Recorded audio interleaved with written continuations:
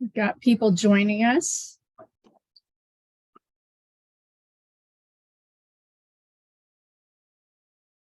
While we all get settled in and comfortable.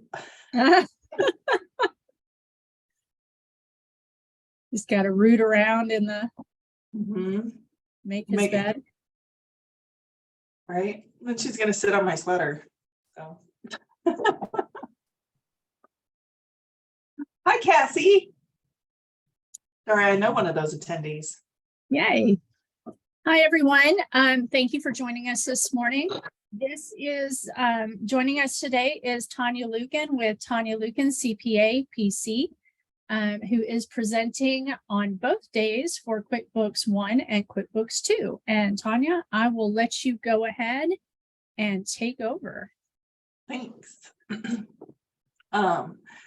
I feel like I should tell you something exciting about myself. I've been helping small businesses with their accounting for over 20 years, which is impossible because I'm only 29.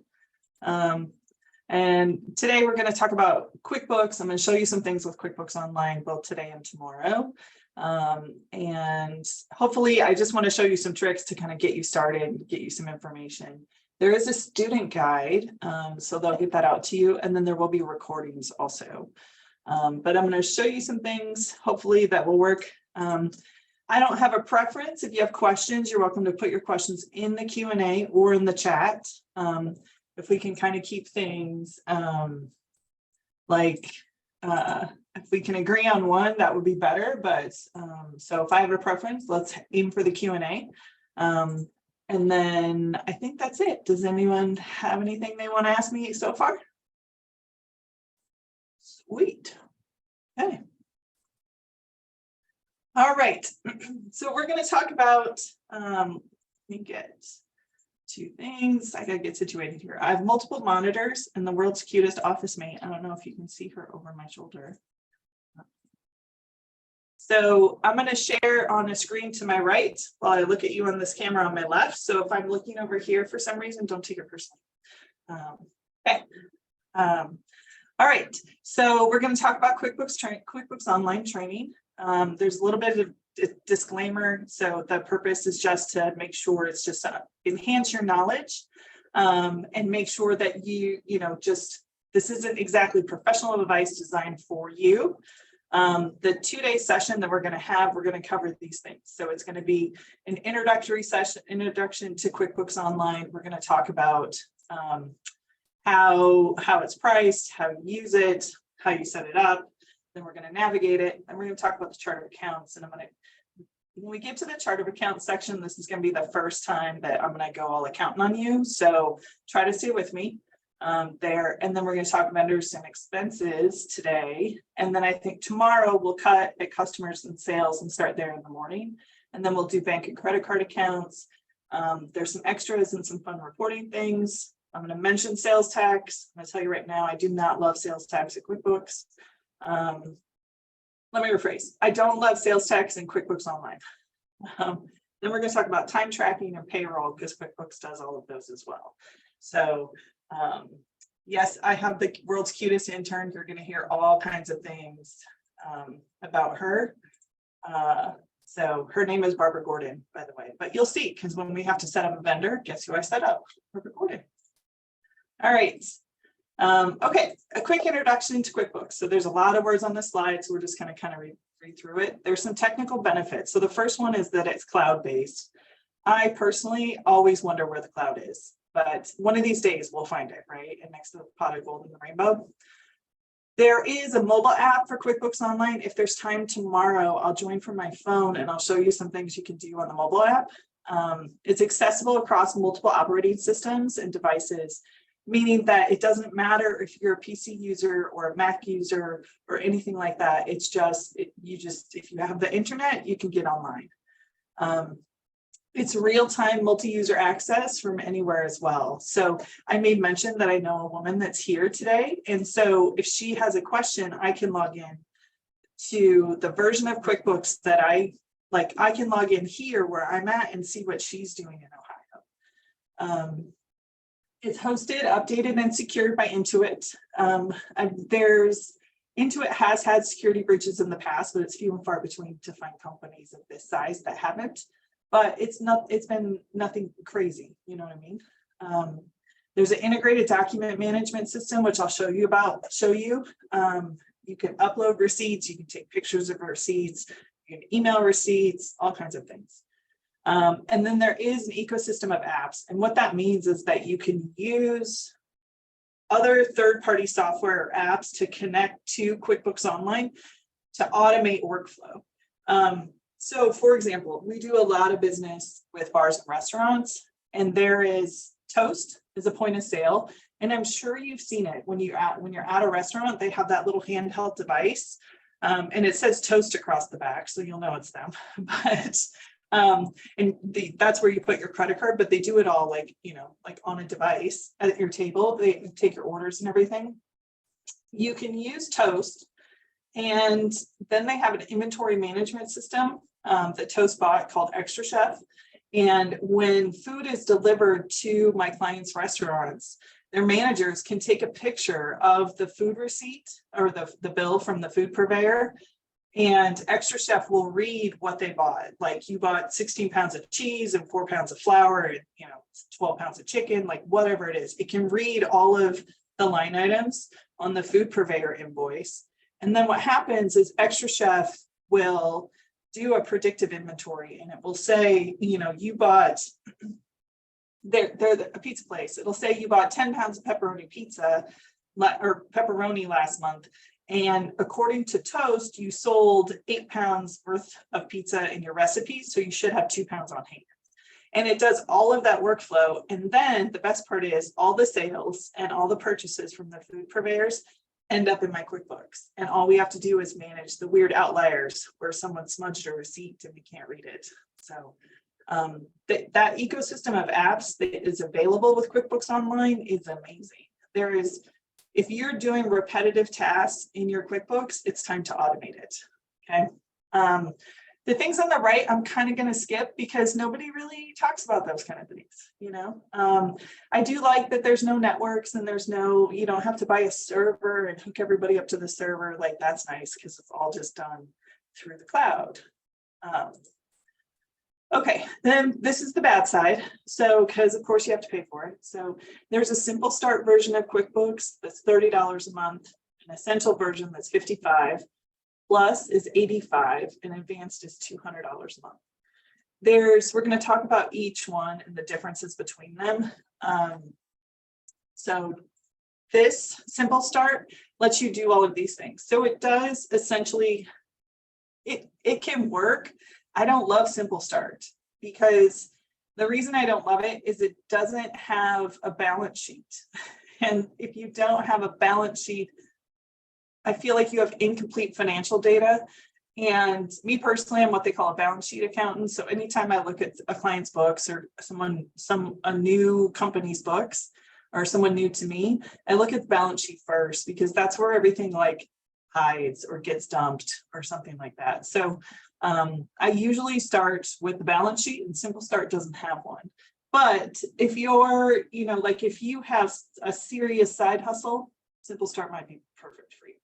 So it just kind of depends on where you are in your entrepreneurial journey. But a couple of things. So note that there's only one user in Simple Start.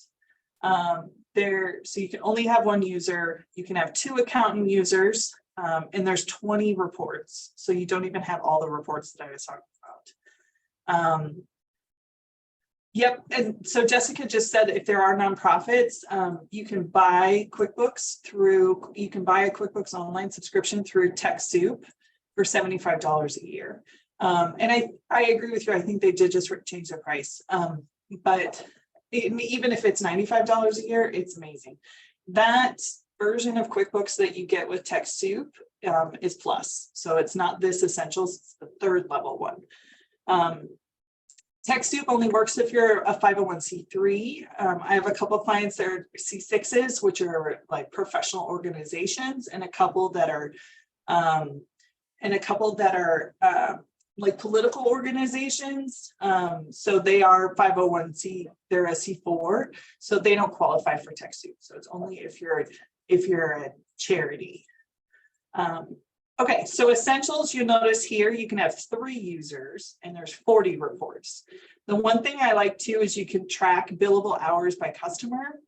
And we'll talk about that when we get there. Delayed charges and credits, and we'll talk about that tomorrow also. But just know that this, you can't do accounts payable, for example, in Simple Start. So if you want to enter a bill today for something that you're not going to pay for 45 days and have the expense show in February, you need essentials. And we'll talk about bills and all of that later. All right. Plus is everything that you've seen so far. Plus you get 5 users, 65 reports, and then 2-sided items. So for example, I have a client that manufactures cleaning equipment, and they sell this, like picture like a carpet cleaner, right? Like with the extractor wand is what it's called. So like, you know, you go and rent the rug doctors or whatever. So they have a company that they buy these extractor wands from, and then they attach them to their machines, but the wand wears out. And because they sell to a lot of commercial businesses, the wand will wear out and they will resell the wand to people. So that is a 2-sided item. A 2-sided item is something that you're buying and then maybe modifying, but definitely reselling. When you want to have a cost and a revenue associated with one thing, that's what that is. And then let's see here. The other big thing, you can do purchase orders in Plus. You can have unlimited reports, reports only users. So I would do a lot of work with nonprofits, and ultimately there's a treasurer on the board of those nonprofits. And so even though we buy it from TechSoup, I just make them a reports only user. And then it does class and location tracking, which we'll talk about today as well. Class and locations are super fun. You would divide things by revenue center or cost center. I was telling you about my pizza parlor client. They have 6 locations. So we have 6 different classes, and I'll explain when we get there why I don't use the location feature. You can do inventory bundles. I have a friend that has a gift basket business, so she makes inventory bundles. It does projects, which are any of you contractors that do like any kind of contracting, whether it's like home building or remodeling or flooring or anything like that. If you are, projects is how QuickBooks Online does job costing. And that it's come a long way, but I'm not a super huge fan, and it can go sideways really fast. So, but I'll show you some things there. And then you get 65 reports. So advanced is pretty much everything that QuickBooks has to offer. You get 3 accountant users and then unlimited everything else, pretty much. There's some things that you can do in advance, like this Chronobooks backup and restore. Excuse me, you can set a place mark in QuickBooks Online Advanced, and then you could try something out, and if it doesn't work, you can roll back to that place that you were. And then the smart reporting by Fathom. I'm sorry, I should have removed that. They're charging extra for that now. You can still do it, but you got to pay Fathom now. It's not built in anymore. The batch import is nice in advanced if you have a ton of transactions as well. But then there's also an app that's $10 a month. So, okay. Questions about the types of QuickBooks? All right. You guys are so easy. Oh, all right. Yvette, you want to type your question?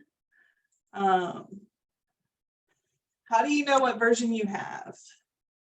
I will show you.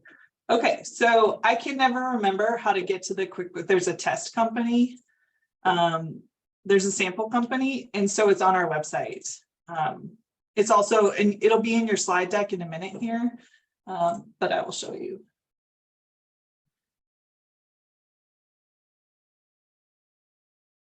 Oops.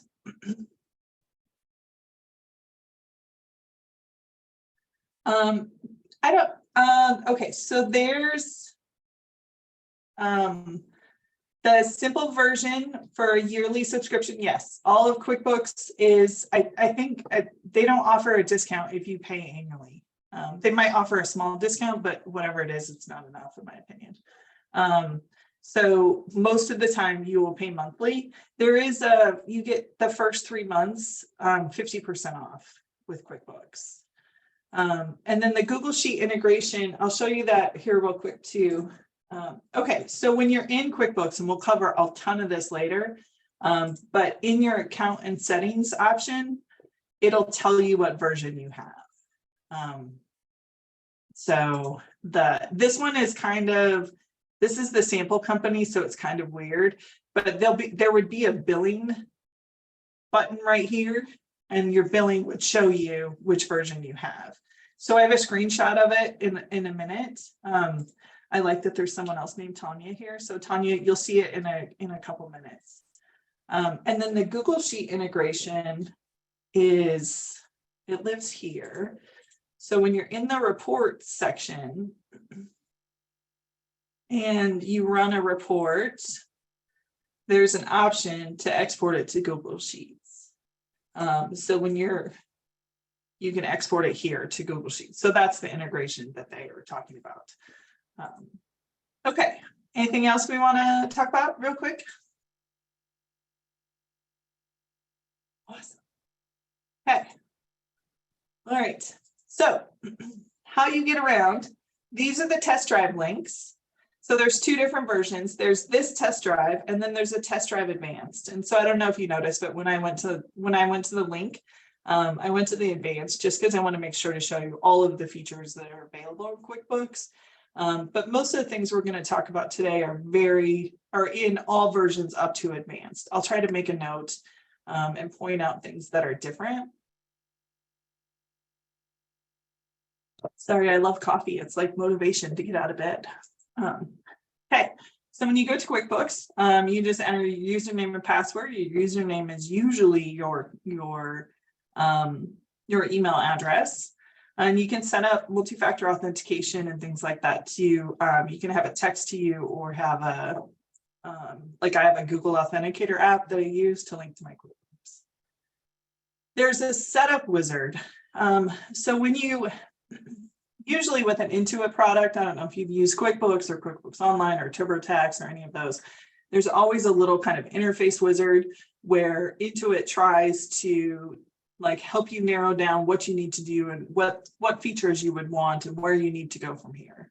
So it's going to ask you about your business, like what do you do, what type of industry are you in, and then it's going to ask, do you have to send out invoices? So me, for example, as a CPA, like my professional services firm, we send out invoices typically at the end of the month or at the end of a project kind of thing. But if you were to own a retail store, you wouldn't really invoice people because you would collect the money when they were making the purchase. And then it asks if you want to organize your expenses, if you have inventory, do you need to track time, do you have to pay employees, things like that. And then it asks your role in your business. So when you go through all of these things, it just kind of gets you to that point. Husana, you can go to, can you provide a link with the sudo login and password so we can go into QuickBooks real time while you're displaying yours? And they're right here. So it's, or if you just go to a Google window and type, oops, if I can spell. Don't watch me type, you guys are gonna make it so I can't type. So online sample company. If you type it, it'll come up with the test drive there as well, okay? Yes, you can add inventory later if you want. Thank you, Scott. And you can add inventory later. You can turn on the feature if you want. And if you try to do something and you didn't turn it on in this little setup wizard, it'll be like, hey, do you want to turn that on? And you just say yes. The QuickBooks interface, you kind of saw it. So it just kind of like lands you on this page. There's some things that happen in this middle section here. It's called the dashboard. and it will give you like, here's, like what your money's doing, or here's what we think your cash flow is going to be, or things like that. So it'll show you the balance in your bank accounts that you have linked to QuickBooks. The one thing I wanted to talk about is there's this plus new button at the top left, and then there's this menu bar on the left as well. And then there's this like gear icon section in the top right. So I just want to make sure you're aware, because these are the parts that we're going to talk about really quick. Donna, I got your test. Okay. All right, so the gear icon, and you saw me go there really quickly. So I like to say a couple of things to my clients. Like if you're just going to add something to QuickBooks, you go to the plus new button. If you really have to use your brain, you're probably going to go to the gear button. Okay, so if it's just, I just need to put this bill or this expense or this invoice or this bank deposit, whatever it is, I just need to add this thing to QuickBooks, you go to the plus new button. If you really have to think about like, wait, what am I doing? I need to manage my subscription, or I need to add a user or things like that, you're in the gear icon. So when you click on the gear icon, you get this whole list of things right here. So what we're going to talk about first is this account and settings, and you saw me go there just a minute ago. This is what the menu usually looks like. So it has company, your billing, usage, sales, expenses, payments, time in advance. So when I was in the sample company, and I'm going to switch back and forth, you guys can see the sample company, yes? Overlaid on my screen. Okay, somebody tell me if you can't. But you can see in the sample company, these options here are not the same as what's in a real live QuickBooks file, because there's no billing and subscription, for example, in the sample company. And there's no payments or time, because payments and time are additional features within QuickBooks. So I took this screenshot from my slide deck from a client that has all of the features that Intuit has available to them. Okay, so the first tab we're going to talk about is company. And so that's the one right here at the top. In your company, this is just your name, your address, your logo, all of those kind of things. And then you tell it what tax form you file, which personally, like you can add it, but if you add the wrong one, it's not a big deal. So, and then it has some company facing information, like when you send something out, when you send an invoice, when you send an email from QuickBooks with a report, like what email address and name do you want to show there? So it has legal names and addresses versus customer or company facing addresses and information. The billing and subscription tab, and I apologize, the slide is old because Plus is now $85 instead of $70, but it has under this tab, you would find all the things that you're buying from Intuit. So this particular person has a QuickBooks Plus subscription, that kind of third level one. They can get a 30-day trial for payroll, T-sheets, time tracking. There's a live bookkeeping service that Intuit offers, online payments, which we'll talk about tomorrow, and then you can order checks and supplies, which if you're still writing checks, we should talk, because I'll show you Melio as well. So Taryn asked, it might be a stupid question, no such thing, but can you hook this up to your website so it automatically does your sales, or do you have to input it manually? So the question would be is, what's the back-end part of your website? So if your website is powered by like Stripe or Square, both of them have integrators that work into QuickBooks Online, and I'll show you where to get to that in a little while. So I'm gonna leave your question there for a minute. But so it kind of depends on what you're using, but I'll show you some of those in a minute. Okay, so usage limits. You remember how I said that you can only have one user or 3 users or 2 account users or things like that?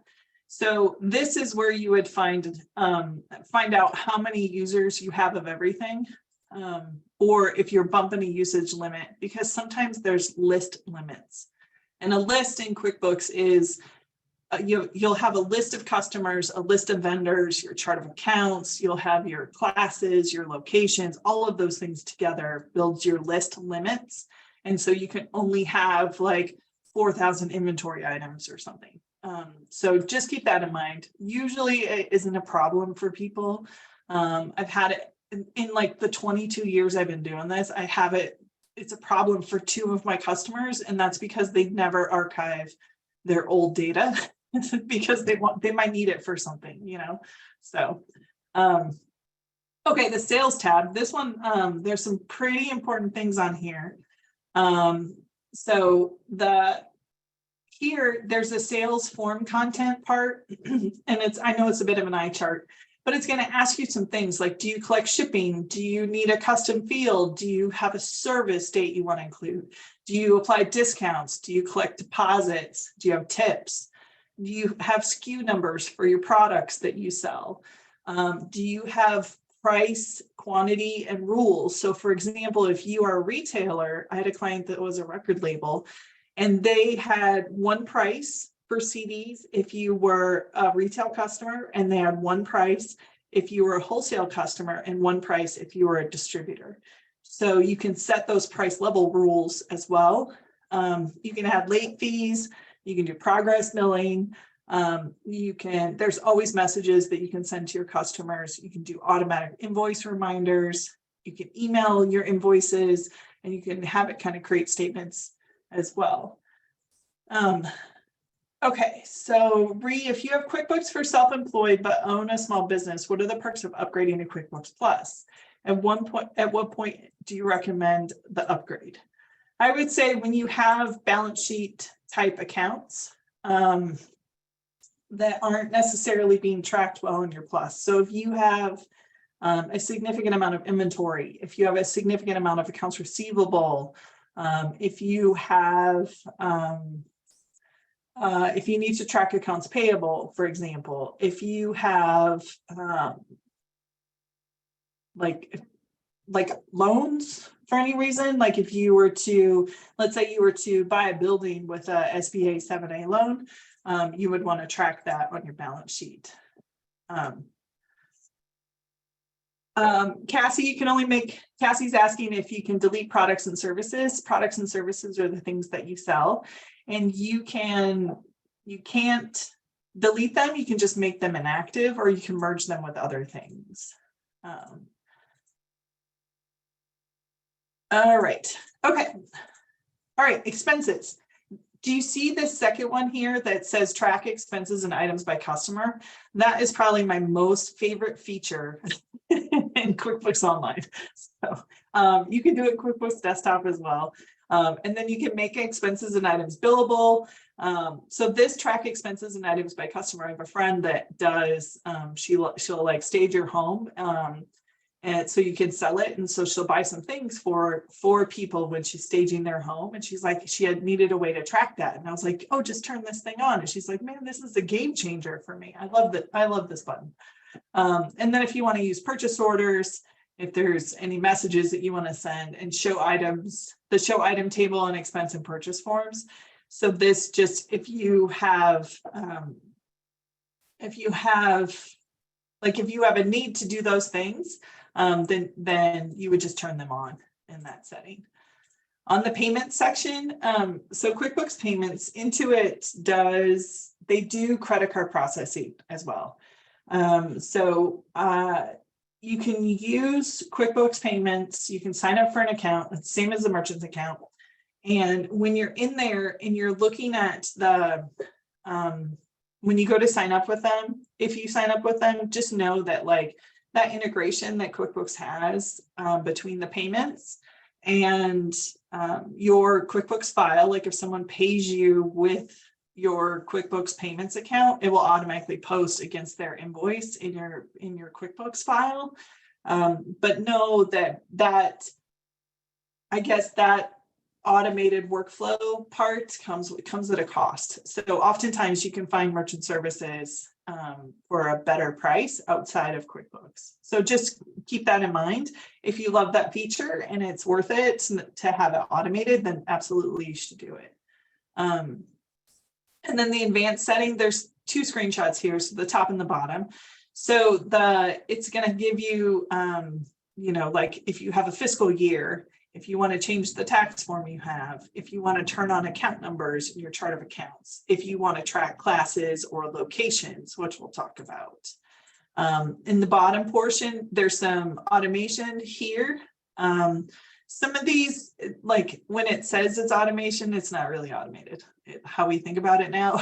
So it's just going to do some things for you behind the scenes that may or may not be helpful. If you want to turn on job costing and projects, you would do it that. You would change it here. If you want to turn on time tracking, you would do it here. If you need multiple currencies, you could do it here. Multiple currencies is only in advanced. And then if you want your numbering format to be day, month, year, you would change that here. You can change your customer format. If you are a nonprofit, this is where you would change your customer label from customers to donors. You can also choose clients, things like that. And then this is where if you need to, like if you have to go back and forth between like doing things in your office, for example, and helping people at the counter, you can have it leave you signed in for more than an hour. So in the time tracking, there's a little, so you can have, there's a bunch of options in the time tracking, and I'll just show you kind of some of these that are here. These are the customers and clients, guests, members, patients, tenants, those kind of things.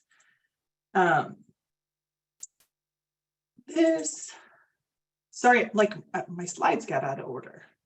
Okay. All right, let me answer some of these questions. So Donna asked, she's self-employed, a 1099 consultant with no inventory. I work from home. No, not many expenses. Is it worth it to have QuickBooks, and which version? So Donna, I would say, like, if you have so I would say no, you could probably don't need QuickBooks, but you still need a way to track all of your revenue and expenses. But if you do get one, you could probably do Simple Start, and that would be fine. And then QuickBooks Online likes to change things a lot. So when you click on the screen, on the expense screen, and you might see something different, like this is what it looks like in the desktop or in the sample company now. And like there's a couple things that they're in the process of changing that I couldn't even get screenshots of today for this. And then the recording will be on the YouTube channel for the SBDC. And to clarify, are we able to pay contractors, employees in different countries using QuickBooks, and how does this work with international laws?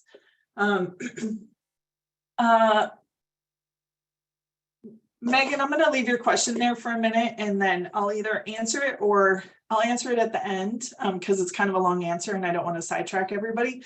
I'll answer it at the end, or I'll get your information and send you an email with the answer. Okay. All right. Managing users.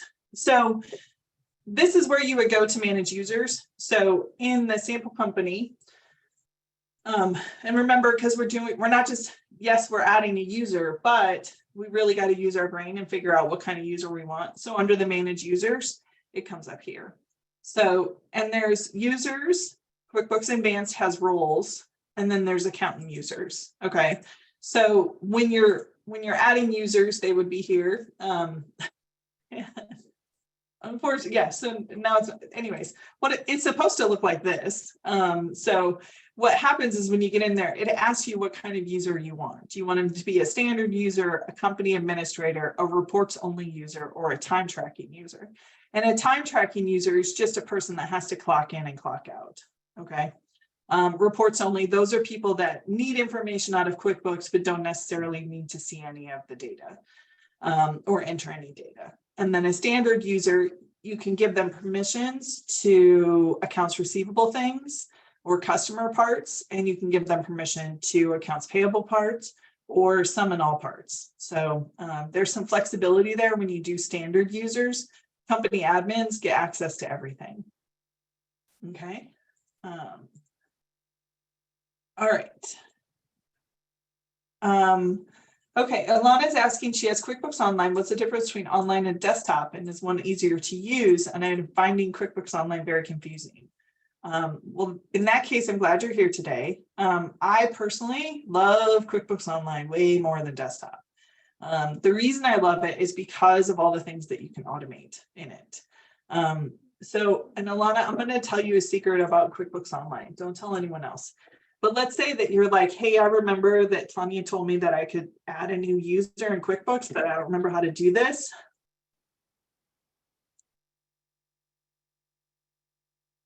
So you guys are watching me type again. I can't type when you're watching me. But if you just type whatever question you have about QuickBooks Online into Google, just like you would ask a human or you would ask me, and if you type it into Google, it's going to come up with the answer for you. And there's usually going to be some kind of video, and there's going to be some kind of this is how you go, and this is where you go, and this is what you do. And so when this is way more helpful to me, and the community is so much bigger than it is with QuickBooks Desktop. And then Intuit is kind of pushing everyone into QuickBooks Online. I really like it. So stick with us this morning and I'll show you some more things about why I like it so much. Okay, and so Amanda's asking, when QuickBooks was initially set up, customers were listed last name and then first name, and we'd like to change it to match the other program we have, first name, last name. Is there a way to do it all at once without having to edit every customer individually? You maybe, I don't know if I can see it. So if you can do it, it would be in this sales tab, but I don't think it's there.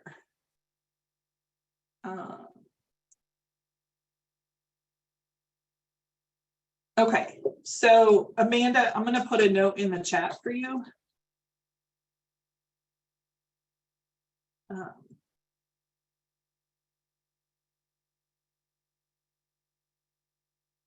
Okay, there's a thing called Transaction Pro Importer Tool, and that will allow you to export your client list and then edit it there and then re-import it back into QuickBooks. It costs $10. So you can use Transaction Pro Importer Tool to do it. Okay, and then John asks, I'm starting a business with the federal government. I've been in business 13 years. I'm told using QuickBooks is going to be helpful with meeting requirements for tracking accounts. Do you have any thoughts or options on using QuickBooks? Yes, use it. I think it'll be great for you. I would get at least the essentials version. Melissa, we're going to talk about staff reimbursements in a minute. John's an executive coach. And then the tax rates we're going to talk about tomorrow, Yvette. So Yvette, if you're not going to be here tomorrow, let me know before you leave today and I will send you that answer. One gal I work for uses desktop, the other online, and I agree, online can be confusing. So, but I love it. All right. Okay. Custom form styles. There's a couple of, you can do all kinds of things with the custom forms. I'll show you this when we get there tomorrow, but just know that you can change the color, you can change the font, you can add different columns, you can, add, here's how much you used to owe us and here's how much you owe us now, kind of thing. Okay. The chart of accounts, this also lives under your gear icon. So when you remember we were in the gear icon, here's your chart of accounts. So custom form styles, manage users, chart of accounts. This chart of accounts here, I'm not going to bore you at this moment, but it's coming. Just know that. The chart of accounts is just kind of like the backbone of your business. So these are my expenses. These are my assets. These are my liabilities, those kind of things. You want them to kind of go hand in hand with your business so that you can read your financial statements and have good information at your fingertips. And the last one is QuickBooks Labs. So QuickBooks Labs is where they're kind of futzing around and they have something that they want people to try out. But it's what's new and what's coming. So if you're super into that, like, what's the next new tech thing that's coming out, you'll find it in the QuickBooks Labs. Okay, the top navigation bar. So this is the one we talked about before. It's in the top right corner. So there's a help icon, a search icon, notifications, and a gear. So again, in that gear icon, there's also all of your list data. So in my gear icon, here's all my list data. So your lists include your chart of accounts again. So if you go to all lists, you're going to see your chart of accounts is the first one. Your recurring transactions. This is only in the top couple of versions of QuickBooks to have recurring transactions. So like my cell phone bill, for example, for my business, it's a recurring transaction. So it enters automatically. Here's your products and services. So this is what Cassie was asking about earlier, if you can delete them. Your products and services are what you sell. So my product and services are accounting services, and then usually there's a different rate based on staff. Product categories are here. This product category is, so let's say that you, trying to think of a good example. Let's say that you have both wholesale and like my client that makes the cleaning products, right? The cleaning machines. They might have versions that are made for home use and versions that are made for restaurants and versions that are made for hospitals, for example. So those would be product categories. So it's a way to kind of group the things that you sell into more meaningful information. And we'll talk about this tomorrow when we talk about sales. Your custom form styles. So remember I said that you could customize the color and the font and all that kind of stuff. You would want that there. Your payment methods. This is literally just a drop-down list of like, how do you get paid? Is it with a check or credit card, or which kind of credit card, that kind of thing. Terms are when things are due. So QuickBooks defaults to net 10 days, meaning that if you enter a bill, so if you were a client of mine and I sent you a bill, it would tell you it was due in 10 days.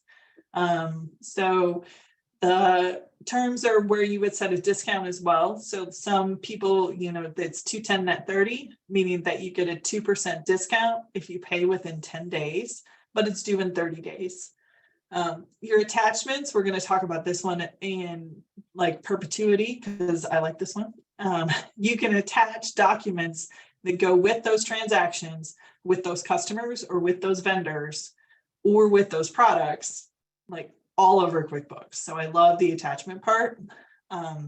Tags are nice. We're going to talk about those when we talk about classes and locations. We use tags. For example, I have a client that he has a bunch of tribute bands, and we use tags because he received the Shuttered Venue Operator Grant, which was like the PPP loans and RF loans, but for music venues and entertainment. And so he received one of those, and we used the tags to track how the money was being spent. And then custom fields. I use custom fields for UPC code for my record label client, for example. All kinds of things you can do there. All right. The tool menu. Let me ask some of these. We're going to talk about that. Yvette, yes, I think every business, she's asking if it's worth getting QuickBooks with the food truck business. I think every business, it's important to have a way to see, here's the revenue I made, here's what it cost me to make that revenue. And if you're just keeping a list of revenue and a list of expenses and not adding it up to see what's going on, then I would say that could be a problem. But you'll see it when we get to the reporting part too. Okay, so the tool menu, under the tools, there's all of these things that you can do. So there's a managed workflow. This managed workflow is, again, probably not what you think it is, but there's ways you can create a workflow within QuickBooks that says, every third Tuesday I have to do this, for example. And you would use this managed workflow. You could send paperwork back and forth to your accountant there. Reclassify transactions is great when you're like, let's say that you accidentally created a rule that said that all of your Costco purchases were for let's say it's Yvette's food truck and she goes to Costco to buy gas and then she goes inside and buys a whole bunch of food. When she's at Costco, she could create a rule, for example, in QuickBooks that says every time I'm at Costco, it's for food, but she's also buying gas. So then if we go in and look at those transactions and are like, why is her food cost so crazy on our financial statements, we can see that it's actually because we're recording all of the gas for the food truck to that same account as well. So you can move a whole bunch of stuff at once. You can order checks, but again, if you're still writing checks, you really ought to consider electronic options. There's one built into QuickBooks. I'll put it in the chat. It's called Melio. It's free. It takes a hot minute. Well, most of it's free. If you rush payments to get there, you have to plan ahead. But if you rush payments to get there, it's not great. They will either send a check for you or they will pay people electronically, even contractors, direct deposit. You can import data. So this import feature is only in the advance. Remember, we were talking about the batch transactions and things. So you can import data. You can convert your data from a desktop file. You can export data back to a desktop file or to Excel files or CSV files. This is where you reconcile your bank statements and your credit cards. You can create a budget. This is where you can sync up some spreadsheets, your audit log. And your audit log is who changed what and when. This is where you can back up your company and you can kind of put in that place mark. Smart Look is what you use if you need Intuit's assistance, if they have to log into the computer for you. And this resolution center is where QuickBooks Payments tells you there's something funky and you need to pay attention. Okay, so that's those. Let me see my questions.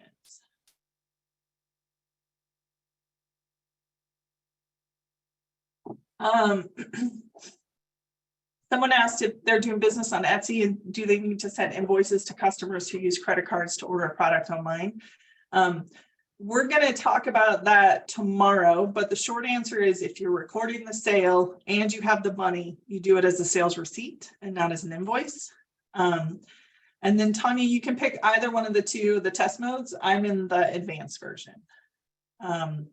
And Simple Start does not have the reclassify transaction because Simple Start is super limited in what the services are that they offer. All right, the plus new button. So when you're in the plus new button, there's all these things that you can do.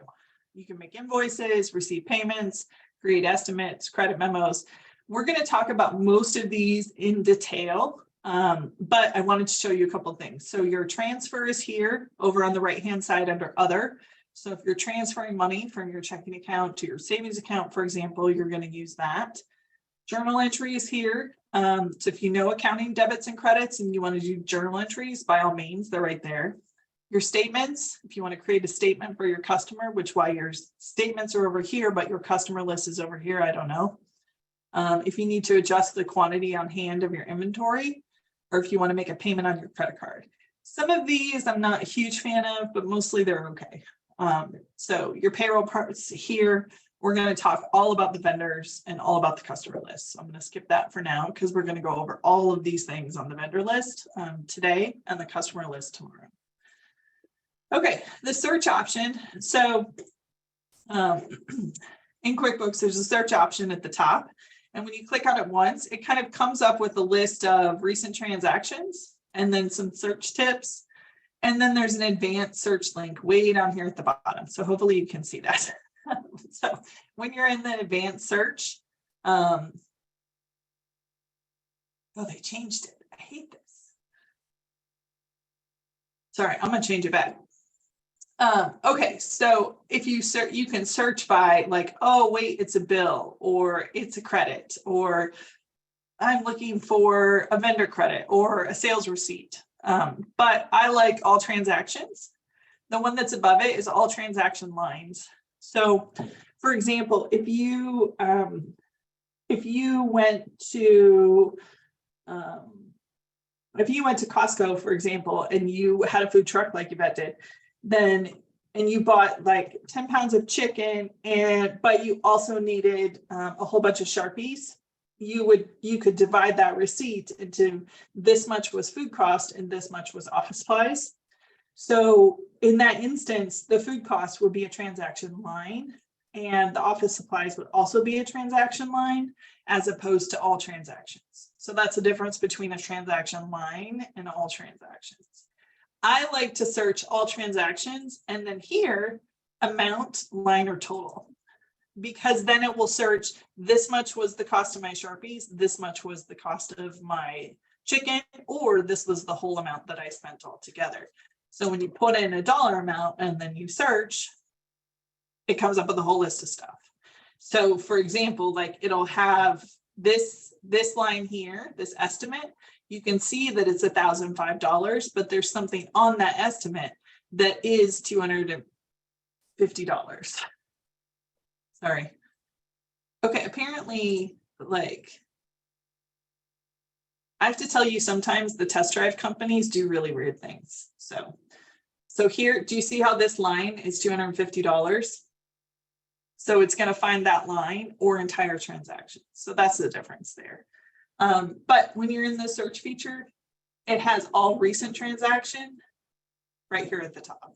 So if we were to enter something, it would show right here in the drop down. So if you're like, oh wait, that should be 96 cents instead of 69 cents, it's in your recent transactions. You can just open it back up and edit it real quick. Okay. All right.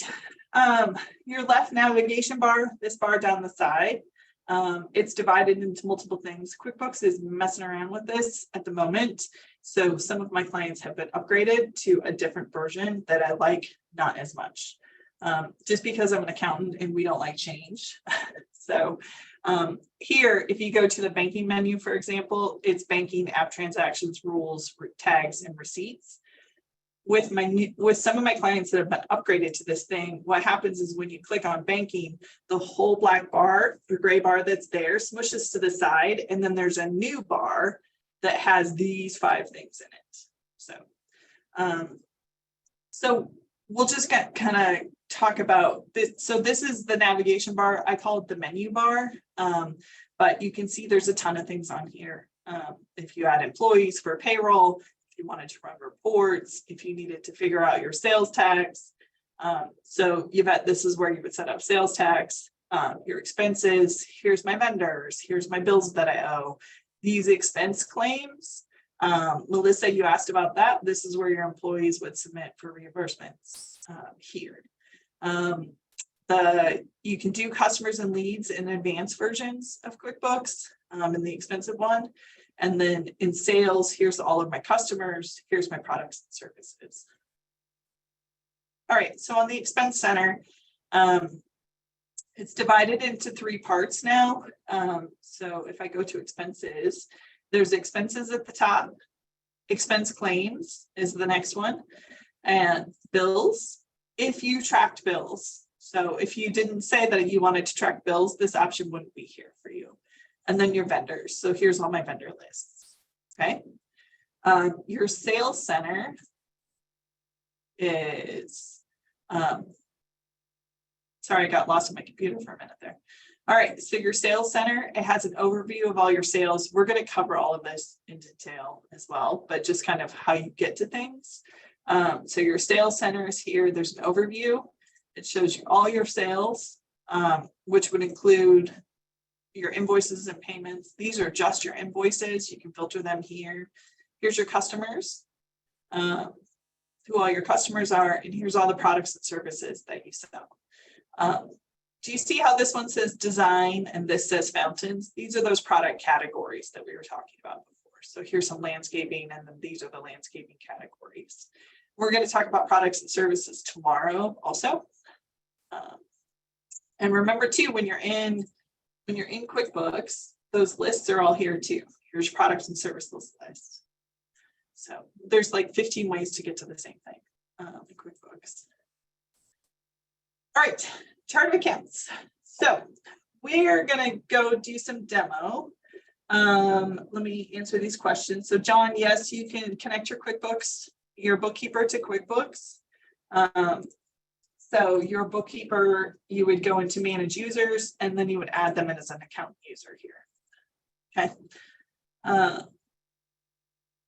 All right. Just making sure I don't have any more that we, okay. So your chart of accounts. Accountants sometimes like, sometimes we really like account numbers in your chart of accounts. And if you want to turn that feature on, you do it in the advanced settings. The first time, like I'm not a huge fan of chart of account numbers, just because I've seen them misused in the past, and it just makes things more confusing. Why complicate something that's already complicated? Because most people are afraid of their accounting to start with. But when you're in the chart of accounts, the first time you go into it, it's going to give you this warning message, which is so strange to me, but yes, we want to see your chart of accounts. And then QuickBooks organizes it into the type of account that it is. So it's going to list all your assets first, all of your liabilities next, all of your equity after that, then your revenue, cost of goods sold, and expenses. So there's a very accounting reason why it's done that way, but I'm just gonna tell you that it's a thing. But when your assets, your liabilities, and your equity are all balance sheet accounts. They're all the ones that show up on your balance sheet. So when you're running reports in QuickBooks, for example, you can see like these are my balance sheet accounts, and they exactly mirror your chart of accounts. So let me get a balance sheet open. Oops.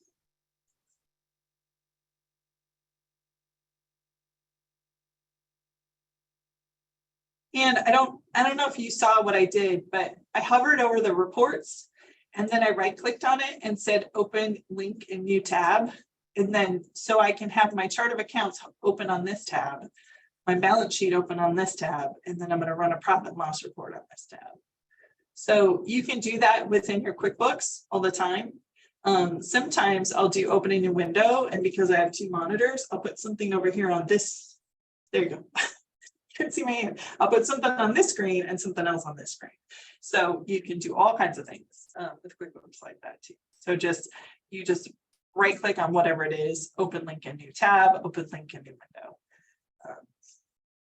Okay, so in my chart of accounts, the first thing here, checking, savings, accounts receivable, these are all asset accounts, and it's checking, savings, accounts receivable. So if we were to go farther down the list to income accounts, there's fees, landscaping services, job materials, labor, installation, sprinklers, things like that. And here's landscaping services, job materials, sprinklers. So your chart of accounts is what populates on your financial statements. Okay, and this is where I'm going to go accountant on you for a minute. So when you're looking at your profit and loss report, there are certain things that you sell that have costs associated with them. So I'm in a professional services industry, like I sell services, so I sell labor essentially. So my biggest cost in my cost of goods sold is labor. It's my staff, because like that's the biggest thing. I figure out, okay, if I pay this staff $75,000 a year, then I have to come up with this many billable hours, and I have to come up with, then I have to bill them at this much to my clients, kind of thing. But this is a landscape business, right? Craig's design a landscape business. So Craig not only is going to have the labor for his guys to do all the work, or his ladies to do all the work, he's also going to have all the hardscape costs. So he's going to have all the rock and the paving stones and the sprinklers and whatever else. And he's also going to have all the softscape stuff, which is all the plants and seeds and sod and whatever else. So I think it's really annoying to me as an accountant to look at this chart of accounts in this demo company and have it set up so poorly. So if it's important to Craig to track his design income and his landscaping services, then he should have cost of goods sold associated with the design income, which would likely only be labor, and he should have cost of goods sold associated with his landscaping services. So when you're looking at your chart of accounts and when you're thinking about what do I sell, you want what you sell to match up with the costs associated with those sales. And you want it to be in a way that's really easy for you to understand how well you're doing. So we talked about my restaurant client for a minute, right? So what does a restaurant sell? They sell food and they sell beverages, right? And then, so the revenue accounts for my pizza client is food sales and beverage sales. But within that food sales, like there's a way on the financial statements, it just says food sales. But I have a way to go see how many salads did we sell? How much pizza did we sell? How much, pasta did we sell? How much did we sell in breadsticks or something? So like I can still see all of that data, but my food costs should be no more than 32% of my food revenue. So then when I go to buy the flour and the cheese and the sauce and the pepperoni, that's a food cost in my cost of goods sold. So I can immediately see, oh, I did $405 worth of food costs. What's my associated revenue? Do you guys follow me? Does that make sense? So it's you want what you sell to have a cost of goods sold for what it costs you to make those sales. So this, don't do this, I guess. don't follow the example in the chart of account demo. So you don't want something like this. But so if it were me and this were my company, I would do some things differently. So I'm going to take a screenshot of this for a minute so I can show you what I would do. Oops. Okay. So in your chart of accounts, if Craig here were my client, I would add new charts of accounts for him that match his revenue. So remember, he had landscape services as one of his revenue items. So I would go to the new button and it's going to ask me what it is. And I'm going to tell it it's an expense. And then I'm going to have it nestle under cost of goods sold. So it's going to ask you where you want it to be on the financial statements. Okay. Based on what a button I pick up here, it's going to choose which one down here I want. Okay. So like if I had picked bank accounts, the options here are different than what it is if I chose expense. But I'm going to create an expense as a cost of goods sold. And then it's going to ask me what tax form section. Again, this is not a huge deal, like just pick something. So here, what is it? I'm just going to say other costs of services. And then I'm going to say landscaping. Oh, look at that. You guys were even watching me and I didn't mess it up. Landscaping costs. And then I'm going to hit save. And then it's going to add to my chart of accounts. Okay. So it's not going to show up here in my report because there's no dollar amounts in it. So that's why it doesn't show up. We'll add something there. So when you, so in your chart of accounts as well, like let's say that I didn't want this AR to be at the end here, you can come in and edit it and you can remove, oops. You can edit it that way, for example. Okay, so Brody asked, rather than having several categorized expense accounts, is it better to list all of our expenses under cost of goods sold? So your cost of goods sold are only costs associated with revenue. So, so for Craig, for example, like he has fountains and garden and lighting. So when he goes to the supply store and buys fountains and lights, then those are cost of goods sold, which is totally different than workers' comp or payroll expenses, or these are all of his overhead expense accounts. So there's equipment repairs, his accountants, lawyers, which are by far the coolest people on the planet, I think. But here's his utility accounts, his meals and entertainment, office supplies. So cost of goods sold accounts are only accounts that are associated with the cost of what you're selling. So, so I guess, Brody, let me know if that makes sense. But it would be, if you didn't have that cost, or if you didn't have that sale, you wouldn't have that cost, or you have that cost because you're trying to make a sale, for example.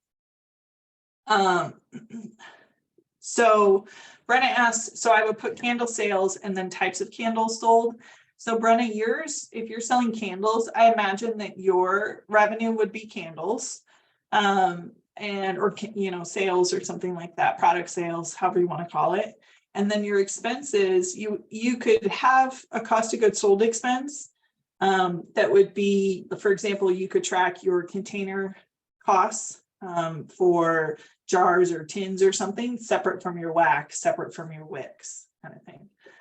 So it's whatever makes sense to you. Like when you're looking at it, you're like, okay, if my wax is supposed to be 10% of my,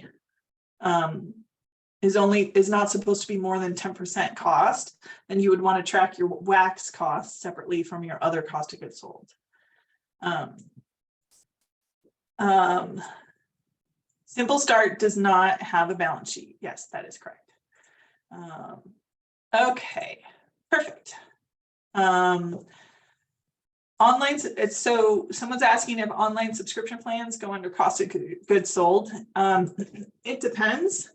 I had a tax professor once that used to say, well, it depends, every time I would ask him a question. And then one day I just yelled at him, I'm like, can't you ever just give us a straight answer? But I find myself saying it all the time. So the reason that it depends is because, so for example, there are certain clients of mine where I pay for subscriptions for either their QuickBooks or Bill.com or Expensify or Melio or something like I will pay for a service for them, or I will pay for something like Shogo to integrate things, or their Transaction Pro importer tool. So in that instance, those are part of my cost of goods sold because I've included that in my cost of what I'm selling to my clients. So, okay, Leah says hers does probably for the Simple Start. Leah, I don't understand your question. Can you tell me if what is on mine is different or not complete?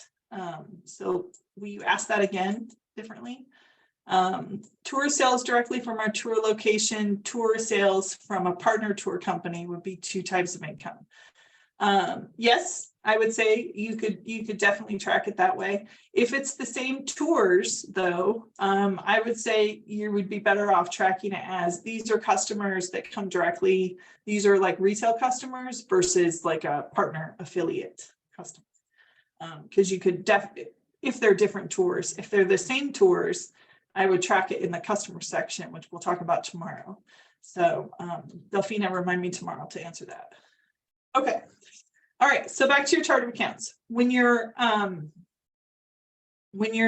doing things in the chart of accounts, there's a couple other things that I wanted to make you aware of. Let's say that you decided that you don't have this truck anymore. You can actually make a whole bunch of things inactive at once. Okay, and it's giving me this warning because it's saying that, hey, this account doesn't have a zero balance because my truck had a $13,000 balance in it. So I'm just going to say it's okay. Normally, you would make sure that your balance was zero before that. If you wanted to see like there's a MasterCard here and a Visa here. If you wanted to see the transactions that were on your MasterCard, you could click this little drop down to the right and go to Run Report. And then it's going to give you a report of the data that's in there, just like a little list of the data. And if you scroll back up to the top, you can go back to your chart of accounts. These little like yellow arrows mean that these accounts, these three accounts, are linked to QuickBooks Online, that the bank accounts are linked to QuickBooks Online. QuickBooks Online is meant to link to your bank accounts, okay? We're going to talk about that. But so if you're struggling with QuickBooks Online, you want to make sure that you're doing things correctly in the bank feeds. We'll talk about that. We'll talk about pitfalls and things. But if you're doing things correctly in the bank feeds, it makes your life a whole lot easier if you understand how QuickBooks was designed to work. And essentially what it's designed to do is we all log into our bank accounts like on our phone or on our computer, and we see a list of transactions. We're like, oh yeah, I did buy that thing, and oh, I bought that thing, and oh, so-and-so paid me or whatever, so you see all of your transactions, and in your brain, when you're looking at it, you're like, that was for payroll, that was for my insurance, that was for gas, that's my cell phone bill. So you're actually doing the accounting as you look at your expense accounts or your transactions in your bank account. So that's how QuickBooks is designed to work, with those same kind of things. Oh my gosh. Sorry, you guys, I probably just made you really dizzy. Okay.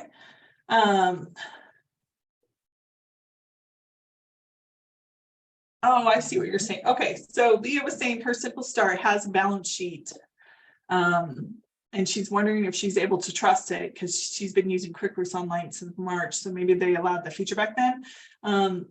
They could, I doubt it, but you can trust it if it balances. So there's a line that says total assets, and then farther down, there's one that says total assets and liabilities. And this number should be equal to this number. And then there's a number here that says net income. And this number should match the net income number on your profit and loss report. Okay, so those, I said that kind of fast. So total assets and liabilities, total assets, those, or total liabilities and equity equals total assets. So those two numbers on the same report should match. And then this net income number should match for the same period to your net income number on your profit and loss report. So this profit and loss report is January through February 22nd, and this balance sheet is